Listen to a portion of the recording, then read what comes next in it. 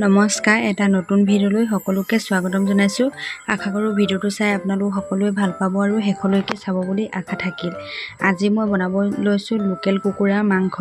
আৰু এই লোকেল কুকুৰা মাংসটোনো মই কিহৰ লগত বনালোঁ আৰু কিনো ব্যৱহাৰ কৰিছোঁ তাকে ভিডিঅ'টো চাই যাওকচোন। এয়া আলু লৈছোঁ, ৰচুন কেইফুটামান আৰু আদা, পিঁয়াজ, এয়া নৰসিংহ পাত আৰু এইখিনি হ'ল শুহনি বন বা মাৰচাং শাক। আৰু এই বনবিধ কিছুমানে চিনি পায়, কিছুমানে হয়তো চিনি নাপায়। আৰু এই মাংসৰ লগত এই বনবিধ খাবলৈ খুব ভাল হয় এই শাকবিধ। এতিয়া মই এই লোকেল কুকুৰাৰ মাংসৰ লগত সেই শাকবিধ বনাব লৈছোঁ। এয়া এফালে তেল গৰম হ'ব দিছিলোঁ, কেৰাহীটো পাতি তেল গৰম হ'ব দিছিলোঁ আৰু পিঁয়াজটো কাটি লৈ এয়া মই তেলখিনিত অলপ ভাজি ল'লোঁ।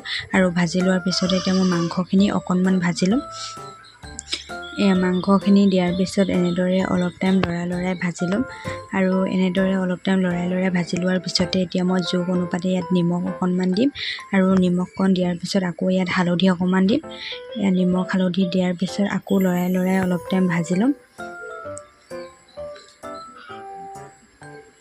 এয়া মাংসখিনি ইয়াত লৰাই এনেদৰে ভাজি ল'ম অলপ টাইম। অলপ টাইম হোৱাৰ পিছতে ইয়াত মই এতিয়া জোখ অনুপাতে এয়া আলু দুটা কাটি লৈছিলোঁ, সেইখিনি মই দি দিলোঁ। আৰু আলুখিনি দিয়াৰ পিছত আকৌ অলপ টাইম লৰাই ভাজি ল'ম। আৰু এনেদৰে এই মাংস তৰকাৰীখন খাবলৈ খুব ধুনীয়া হয়, আপোনালোকেও বনাই খাই চাবচোন। আৰু ইয়াত মই বিশেষ একো মছলা দিয়া নাই, আপোনালোকৰ যদি ইচ্ছা যায় দি ল'ব পাৰিব। আৰু এই বাতিটোৱে মই 3 বাতি পানী দিছিলোঁ। আৰু পানীখিনি উতলি যথেষ্টখিনি ডাঠ হ'লগৈ।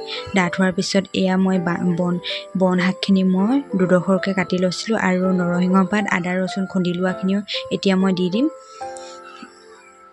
এয়া মই দি দিলোঁ শাকখিনি, এই আটাইবোৰ শাক এতিয়া মই দি দিলোঁ মাংসখিনিত। এইখিনি এতিয়া লৰাই দিম, অলপ টাইম সিজিবলৈ দিম। ইয়াত মাংস আৰু আলুখিনি প্ৰায় সিজিলেই, একেবাৰে সিজি যোৱাৰ পিছতহে মই এই বনখিনি দিছোঁ, কাৰণ এই শাকখিনি সিজোতে বেছি টাইম নালাগে।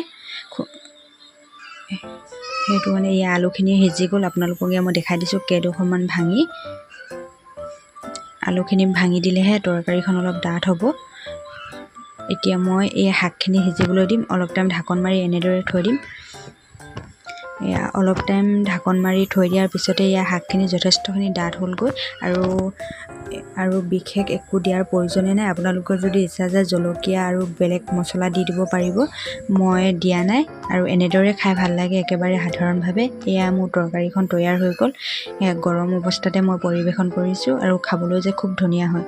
ভিডিঅ'টো চাই কেনেকুৱা লাগিলে জনাবচোন আৰু শেষলৈকে চোৱাৰ বাবে বহুত ধন্যবাদ।